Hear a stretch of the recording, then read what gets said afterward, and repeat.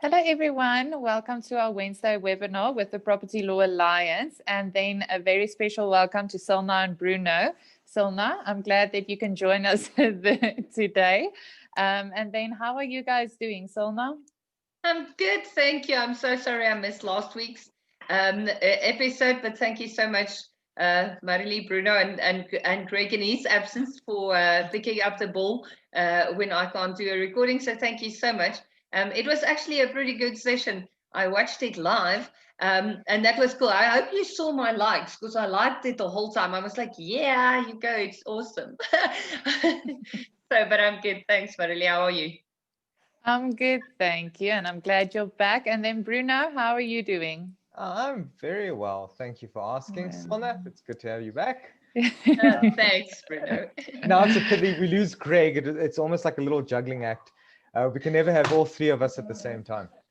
That's exactly, at least you two, you and Marilee are pretty much the constants here.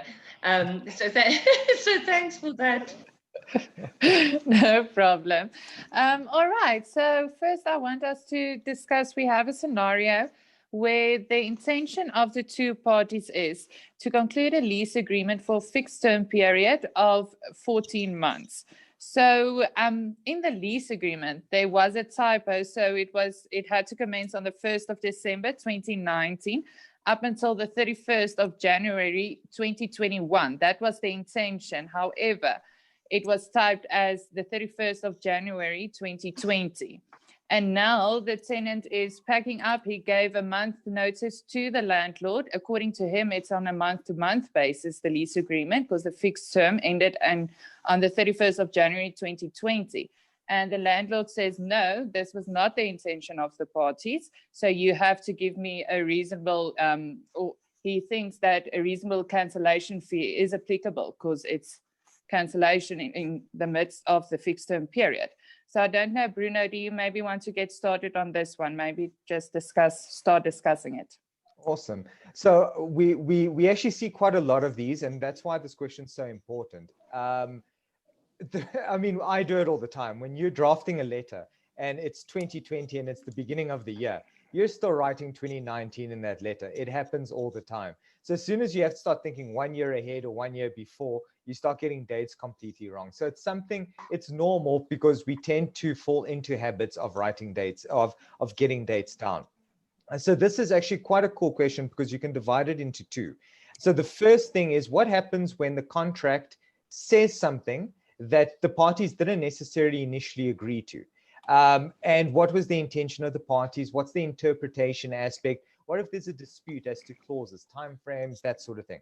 The second question then comes to a reasonable penalty charge or fee when it comes to early termination. So that's something that we can discuss secondary to this. So from my side, and if I understood the question correctly, basically, it should have said 2021, but it said 2020. And now it sounds as though the tenant is using it to their advantage to get out of the contract before 2021 comes in, when it's actually supposed to be the last month. They're trying to get out now a lot earlier than they were supposed to, and the landlord wants to charge a penalty.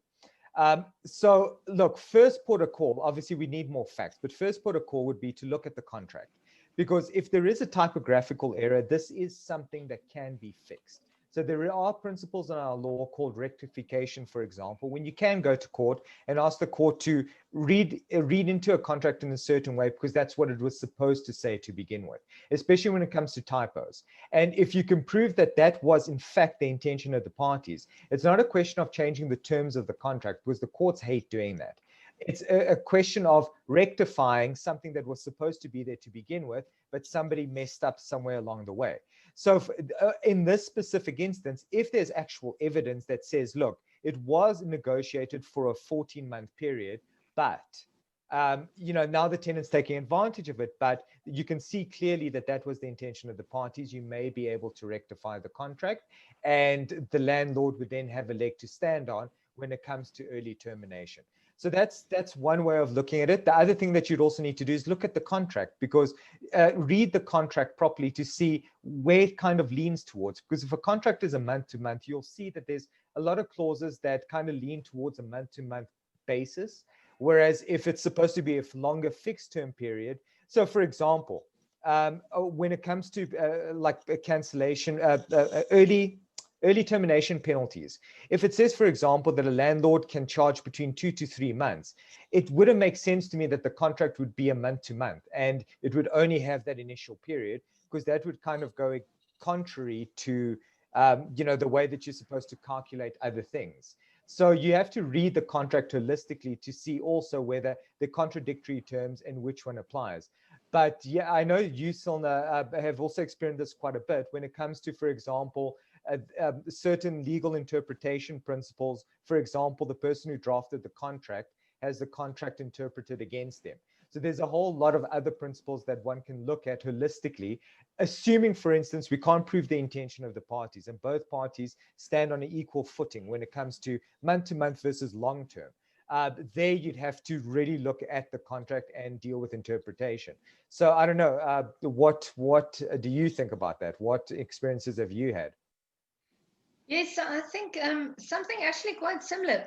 I recently had a very similar matter where very similar facts to this, where there was also again incorrect recording of 20 and 21.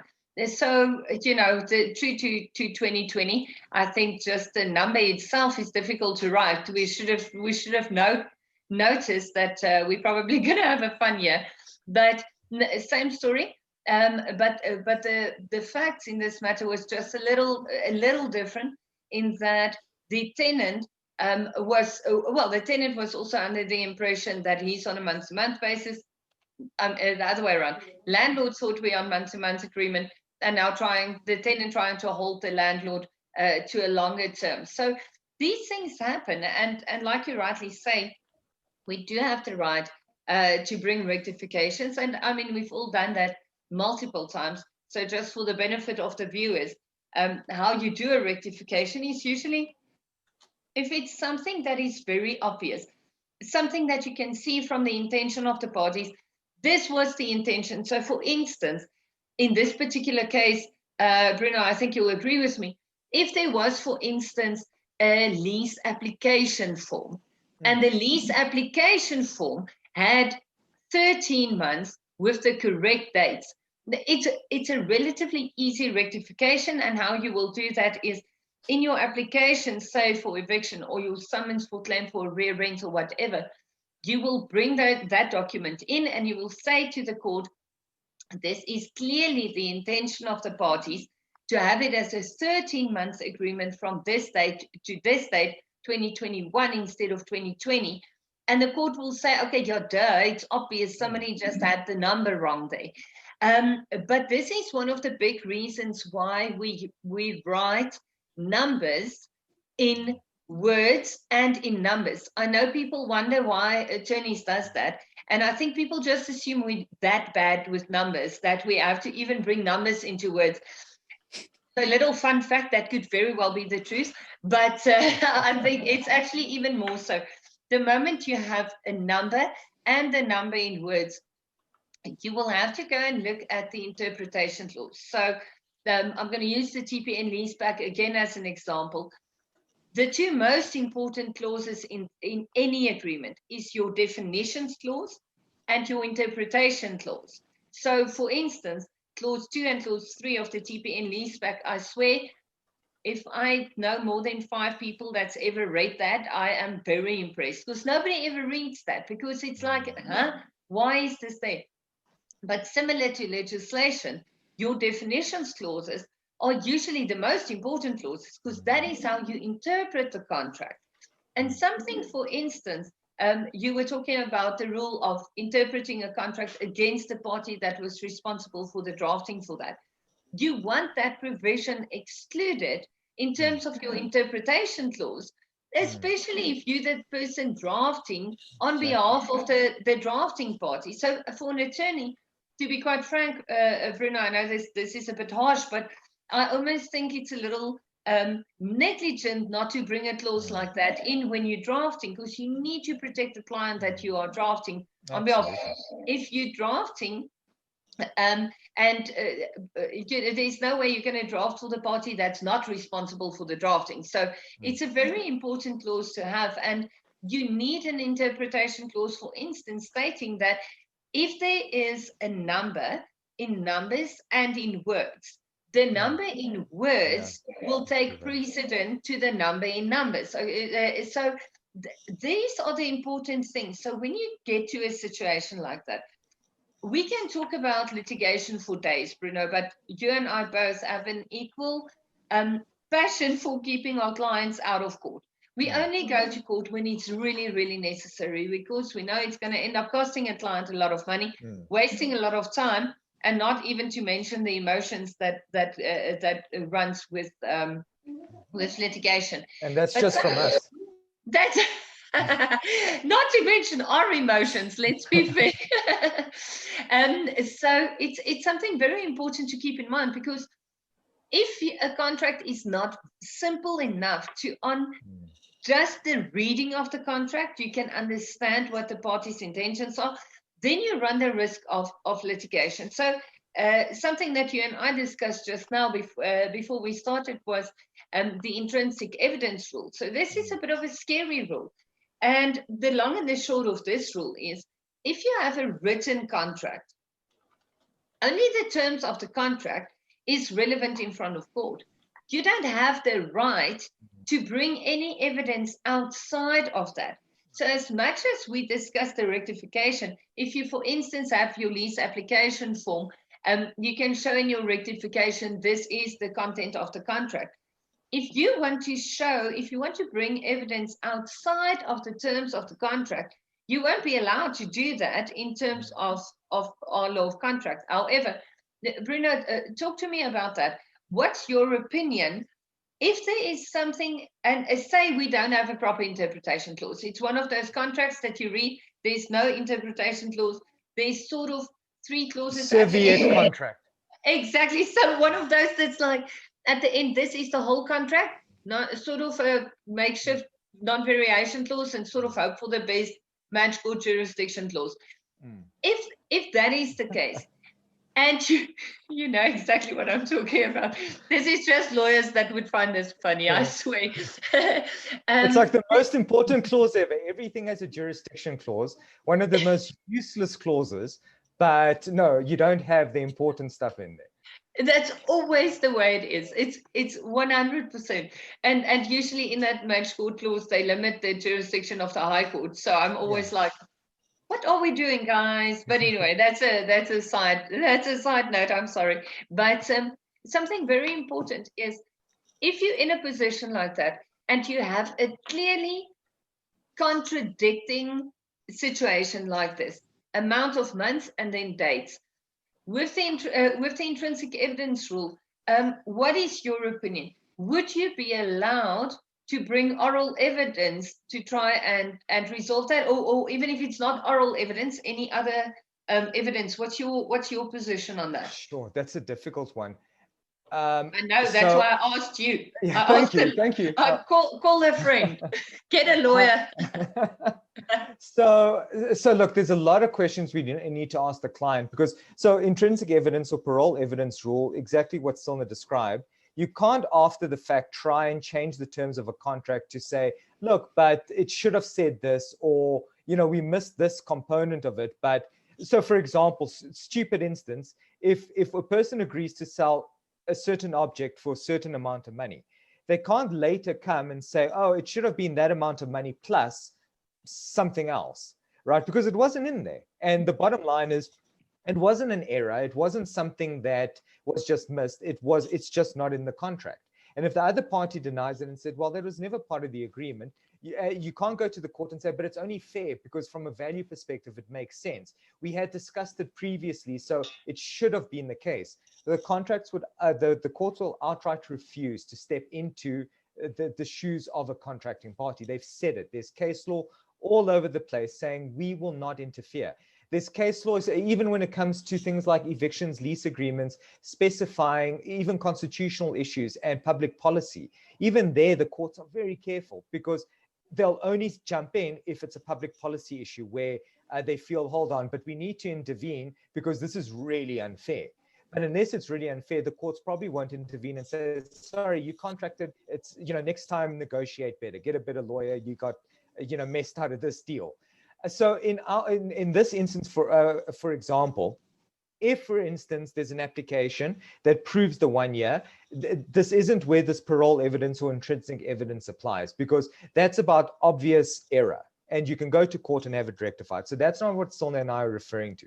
Let's say there's a proper dispute and there's ambiguity where one party truly believes it was a month-to-month and the other party truly believes it was a year contract.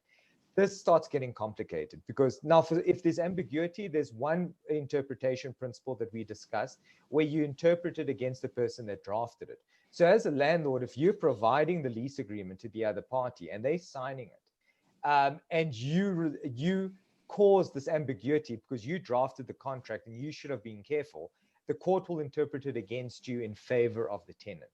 So that's already now something very big that you as a landlord need to make sure that you're covered, that when you draft the contracts, they actually make sense and that you're happy with them. So that's a very, very big one. I do know of situations where if there's an outright error and it turns out that the contract so for example, if I promise to pay you X amount to buy, stupid example, a very expensive car and you thought I was actually offering to buy your laptop. Outright errors like that, the courts will obviously intervene and say, sorry, there was no meeting of the minds. So unfortunately, there's no simple answer because you need to look at the contract. You need to read through it and you need to see, listen, was this a complete non-meeting of the minds? The parties were completely confused as to what was happening. Or is it just ambiguous? Because then you might want to interpret it in favor of the person who was given the contract and simply signed it.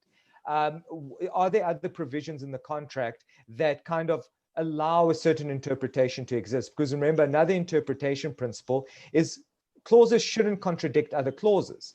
So what we had discussed, for instance, was if it says 12 months and it says that a termination penalty, an early cancellation penalty can range between 2 to 3 months, it's kind of reasonable to think, hold on, but that would never happen if it was a month-to-month lease agreement. So surely by that being in the contract, the parties had intended it to be longer than one single month. So I think the attorney or a legal practitioner would actually have to look at it and properly interpret it. But those are just some of the hurdles that one might need to look through, depending on what evidence we have and what the actual story is. Yes, and I think you make a very valid point. As much as we have the rule of interpreting the contract against the party that's allowed, that's responsible for the drafting. On the other hand of that, so you can contract out of that. I think that's very important to appreciate. Absolutely, yeah. You can contract out of that, and like we said a little earlier, you should contract out of that. But caveat subscriptor, which is a principle that says, a direct translation is, be careful when you sign a contract. Be careful when you enter into an agreement like this, because you will be held to the terms of that contract. So I think that's a very important principle to discuss as well, because if we look at these principles, Bruno, I think the most important things that we want our viewers to leave with tonight, if they get into bed, instead of having like horrible nightmares about contracts attacking them. Have you had that one? I've had that one. Contracts attacking I think we have it as lawyers. I'm hoping our clients go to sleep with other dreams. Okay. I know this is not a dream show, but I once had a nightmare that I was busy drafting a contract, and the letters actually started coming out of my laptop, and I was like, it was so scary. But I think that's a lawyer nightmare. Yeah, I had that on trusts, and I couldn't get the numbers right, and the whole night was just about trying to make numbers work and putting the assets in the right place, and it just wouldn't fit. It made no sense. I'm so glad we're sharing lawyer dreams, lawyer nightmare stories, because I think it's just that.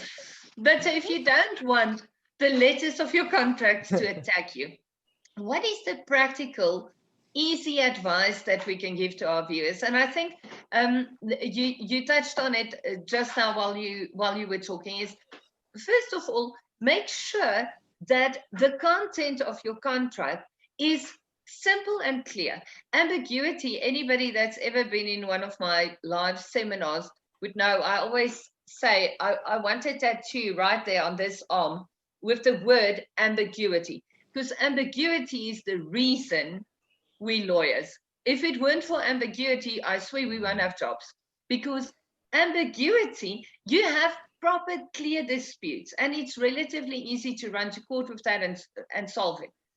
But these little irritating things that our clients need to deal with on a daily basis, that's not the big disputes. It's not the big problems. It's ambiguity. An ambiguous term in a contract or something like that, and that is the things that's taking hours and hours and hours to resolve, because the one party thought this and the other one thought this. And if we, as the poor innocent legal practitioners, sit and read the contract, you're also like, huh? What was the idea here?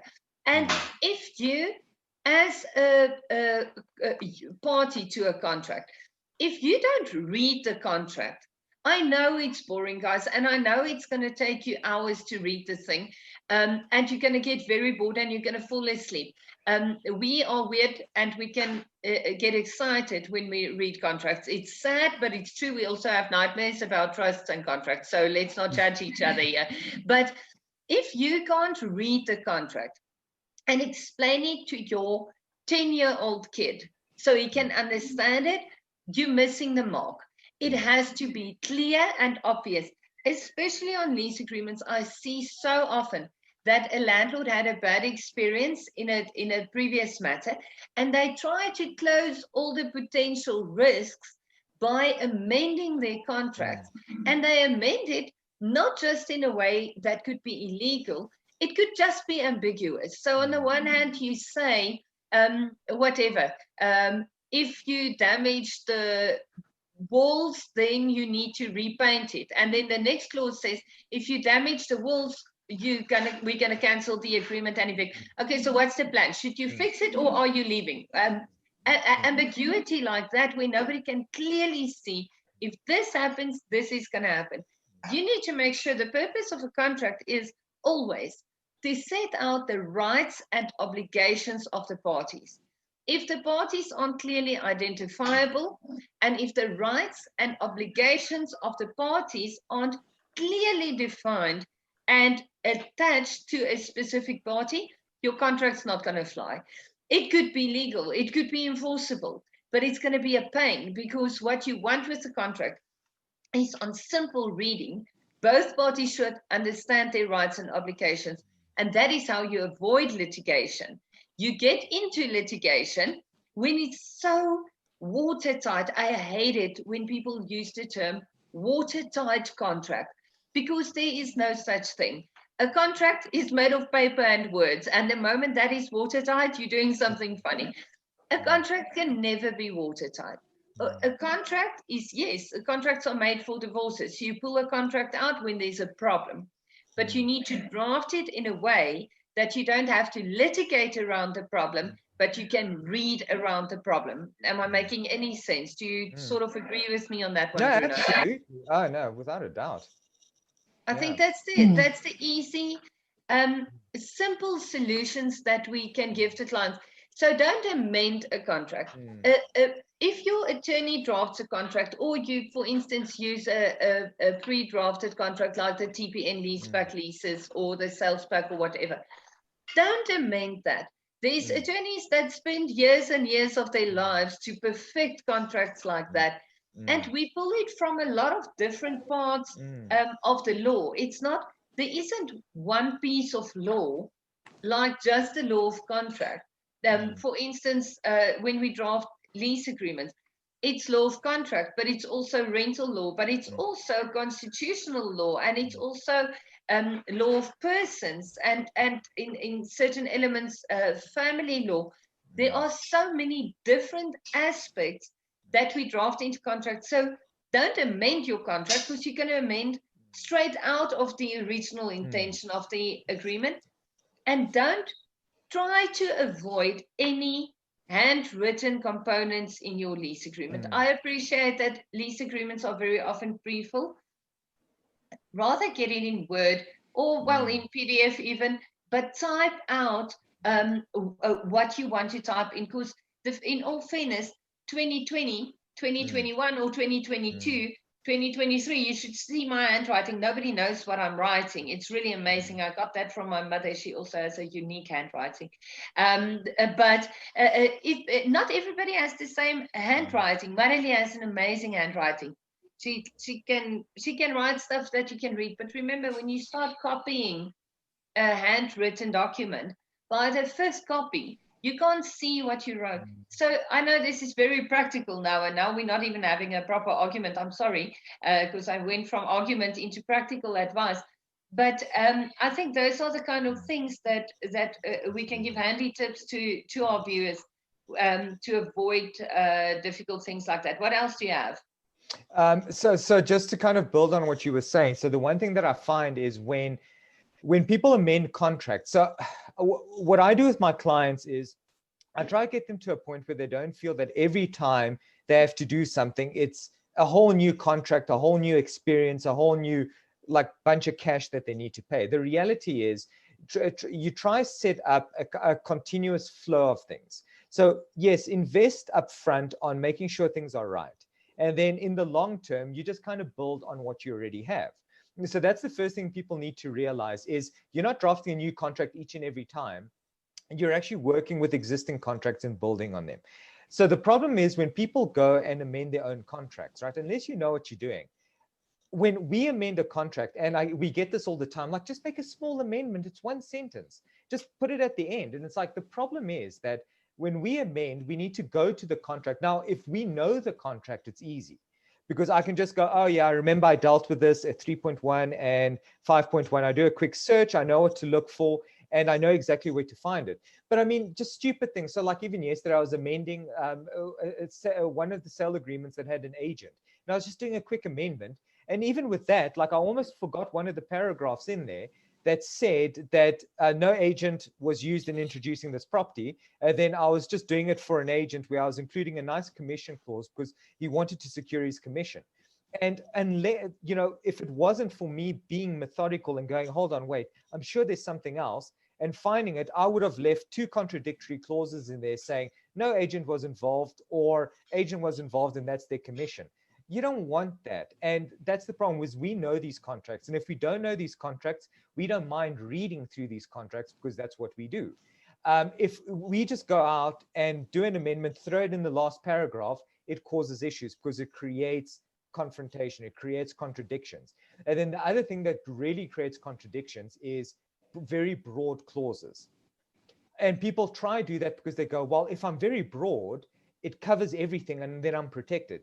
But it doesn't, because the broader you go, the more argument could be raised as to that not being the intention of that clause, that wasn't what it was meant to actually cover. So you feel that you covered, and because you're too broad, half the contract contradicts it, which means that it actually makes no sense. When you try and interpret it, you don't know what it's supposed to cover because half the contract doesn't go with it, the other half kind of goes with it, and it creates problems. So just be very careful about being too broad. Try be concise, try be definitive. Know what you're trying to say and explain it, but explain it as a layperson. Explain it like you were doing a story. And sometimes you find those are the best clauses because people read them and go, oh, I understand the person's concern. That's what we need to cater for. Great. I agree with that. I've even done it now in an employment contract that we were drafting for a really good friend of mine. And even there, I told him, you know what, draft your clause. Tell us what you don't like about the current agreement. And we'll just incorporate it in because we can put it in there and just express yourself in a particular way. And I think that's where attorneys do it well because we do that. We check the contract for any contradictions, and then we incorporate whatever you need into the contract, into all the right places. I think, Bruno, I think you summed it up perfectly, but I think to put it in like a proper little bubble would ideally be just trust your attorney. Like we read contracts and we're comfortable with that, and we know what our contracts are. So if you have a good relationship with an attorney, that you know this is what they do, this has been your property lawyer all along, trust us on what we're drafting, because I know sometimes it looks either oversimplified or something that you think, I would have done it differently. Fair enough, there's a lot of things that I think I would have done differently, sometimes from my doctor, for instance. But trust your attorney, and don't try to help your attorney when it comes to contract drafting. Ask all the questions, 100%. But there is a time and a place where you get an attorney, not because you need an expensive friend, but because that's sort of what we do. All right. Thank you so much, guys. I think that is about the time that we have. So if you have any questions which you want us to discuss or topics for next week, please post it on our page or inbox us. And then have a lovely week further. And thank you so much, Selma and Bruno, for joining me. Thank you, Marilee. All right. Okay. Bye. Bye-bye. Have a lovely week. Cheers. Cheers. Bye.